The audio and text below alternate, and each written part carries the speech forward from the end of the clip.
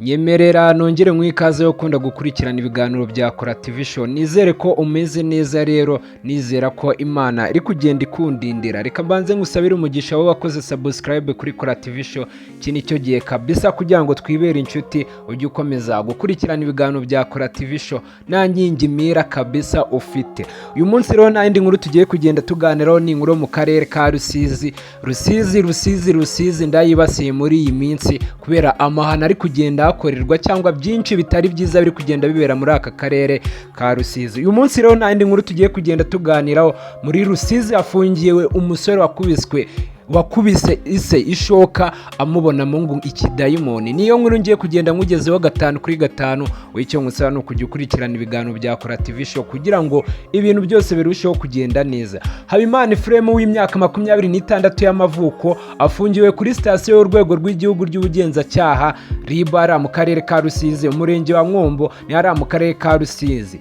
Ashinzwa gukubita ise umubyara ishoka mu mutwe, avuga ko yamwitiranyije ni uyu musore wo mu mudugudu wa Nyabinare, akagari ka Rweja, umurenge wa Mwombo hari mu karere ka Rusizi, avuga ko se Mburanyi Auguste w'imyaka 65 ari umuteza abadayimoni. Ngaye nguko rero niyo nkuru tugiye kugenda tuganiraho. Reka mbanze mwisabire niba ugeze kuri umunota utarakora subscribe kugira ngo ubanze ukore subscribe kuri Kora TV Show kugira ngo ibintu byose birusheho kugenda neza.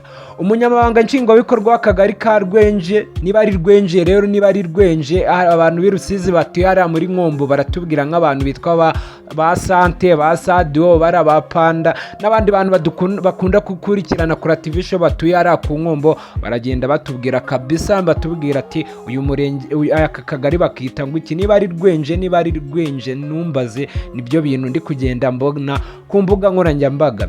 Uyu Nsengiyumva Alfred rero yabwiye Imvaho Nshya n'ibindi binyamakuru nk'Umuseke cyangwa za Kigali Today na za Kora TV Show byose n'ibindi binyamakuru, yabwiye ibi binyamakuru ko uyu musore yafatwaga n'amadayimoni. Yavuze ko yabonye ikidayimoni kimusatira kimureba nabi kuko yari yicaye iruhande rwa se, ubwo yafashe ishoka agiye ngo gukubita icyo kidayimoni, agiye kucyasa ngo ku mutwe w'inyuma. Ubwo rero niho intandaro yo gukubita ise ishoka nk'uko nagiye mbibabwira 5 kuri 5.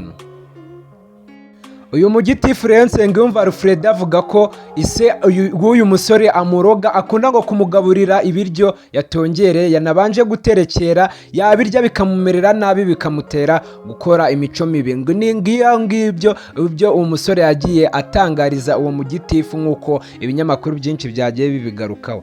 Yakomeje agira ati mu byo twivuganiye ngewe n'uwo mwana cyangwa uwo mwana wakubise ise ishoka, mbere y'uko ise ari kuvirirana bataramujyana kwa muganga, yaje gutangariza umugitifu ko ngo yabonye ngo ikidayimoni kiri kuza kimusanga ngo kimukoba gishaka kumusingira ngo kimunige, aracyitaza cyangwa aragihunga, aterura yashoka aracyasa. Akimara kuyimwasa nibwo byahise ngo bimuvamo ibidayimoni, arebye abona nise. Ngaye nguko rero ibintu biri kubera mu karere ka Rusizi, ngibyo nibyo bintu bamuzaniye 5 kuri 5 kugira ngo mujye mwumviraho kabisa, mumenye hirya no hino ukuntu biba byifashe. No mpamvu nkubwira ati niba udakurikirana Kora TV Show nta makuru yizewe, amakuru y'ako kanya kabisa abagezweho ubu ufite ngaya amakuru, kuko atugezeho ku isaha y'isaha 4:30. Murumva ko nta saha irashira aya makuru agiye hanze, murumva ko ari amakuru abagiye agezweho kabisa 5 kuri 5.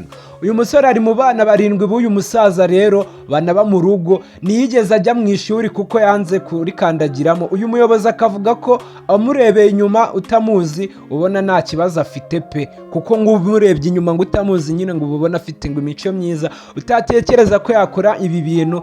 Ngaye nguko rero niwabimenya wasanga ari n'amadayimoni ari kumukoresha, nk'uko rero yagiye abyigaragariza.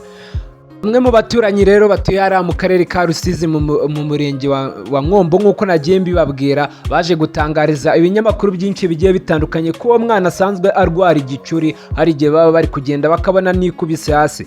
Uwo muturanyi rero yakomeje gutangariza ibinyamakuru byinshi bigiye bitandukanye ko uwo mwana yigeze gukubita se ibikibando, nabwo yitwaza ko yarabonye ari dayimoni rije rimusanga ngo arashatse gukomeretsa, bashatse kumufunga cyangwa abayobozi bo muri uwo murenge bashatse kujya kubafunga, bashatse kujya gufunga uwo mwana.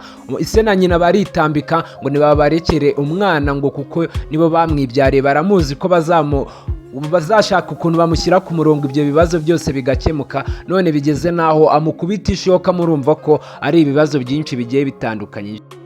Umuyobozi wa Centre de Santé rero hariya ku Nkombo bari bamugejejeho, uwo musaza yaje gutangaza ko uwo musore yamukomerekeje cyane byagezemo imbere, umusaza ari kuvirirana, amahirwe menshi ashobora no gupfa. Niyo mpamvu rero muba mukwiriye kwirinda kabisa gukingira abantu ikibaba. Urumva ko bamukingiye ikibaba bwa mbere bavuga ngo bamureke bare kumufunga bizarangira, none ndebera bigeze naho yenda kumwica.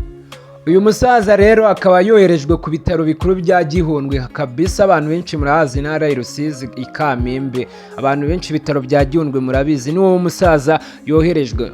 Abayobozi rero b'umurenge n'abayobozi b'akagari bagerageje kujya gusura urwo rugo ngo bagenzure ibintu by'amarozi havugwa. Abaturanyi na nyina b'uwo musore wakubise ise ishoka barabihakana, barabitsembera kure, bavuga ko nta marozi arangwa muri iyo karitsiye kabisa. Leta yisabira abaturage bo mu karere ka Rusizi n'abandi baturarwanda muri rusange kureka gushinjanya amarozi, cyane cyane nko mu karere ka Rusizi. Ndatekereza ko iyi kesi atari ubwa mbere igiye hagaragara 5/5. Njyewe mvaga kuri mikoro n'umuhungu wanyu Kristo, ikinyamakuru cya mbere kiracyari Kora TV Show. Mukomeze kugira ibihe byiza, mbifurije imigisha nyagasani. Ciao ciao, dusubire mu biganiro bitaha bya Kora TV Show.